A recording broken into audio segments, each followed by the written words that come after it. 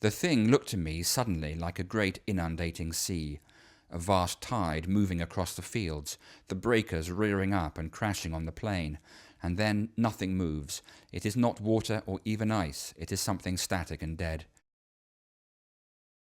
By moonlight, this waning moon, one could swear they began to move and twist and turn as they did in the air.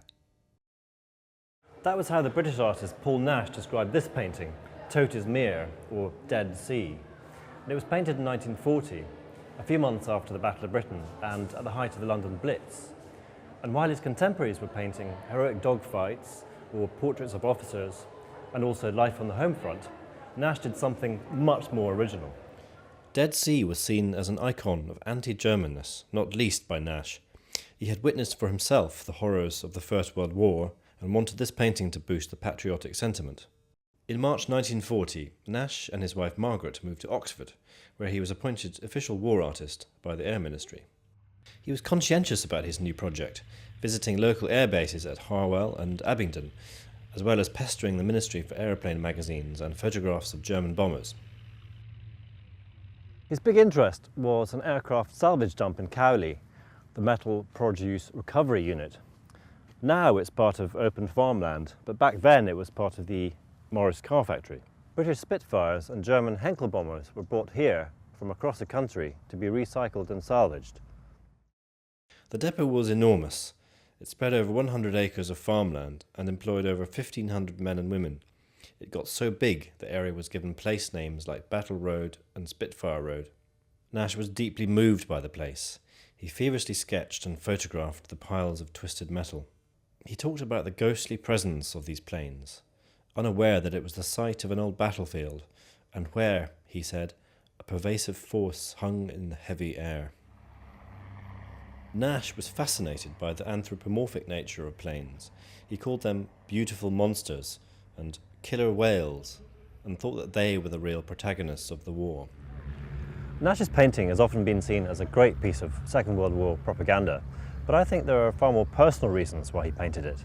Nash suffered from acute asthma, which is a common enough disease now, but in his day was seriously debilitating, and it meant that he couldn't fly. And he talked about, at the time, about asthma invading his body. He called it his monster parasite. And for people who've experienced asthma firsthand, they'll know exactly how he felt. And you get a really good sense of the claustrophobia he must have experienced during these asthma attacks when you look at this painting. When he wasn't ill, he painted from his home on the ground floor of this house in Oxford, which is now an independent school called Doverbrooks. Here, in his frail physical condition, made worse by his asthma, Nash looked out into the garden and became obsessed by the threat of the German aerial invasion. He would scan the sky for parachutes, what he called roses of death. But I think there's more to this feeling of claustrophobia than Nash's battle with asthma. In 1935, he started having a relationship with the surrealist artist Eileen Agar, and it was an intense and frustrating relationship. And in his letters to her, he comes across as this needy, even jealous neurotic. At the height of their affair, he had suggested they split up, but then said later, "If we break now, it is not because we are tired. We break at the peak of our flight, where we have climbed dizzily like birds who make love in mid-air, heedless of where they soar." However, by the time Nash had finished Dead Sea, those soaring birds had turned into piles of wreckage. Agar maintained her distance, and the increasingly jealous Nash buried himself in his painting. So Dead Sea, created in the midst of a world war, was to be one of Nash's most personal paintings.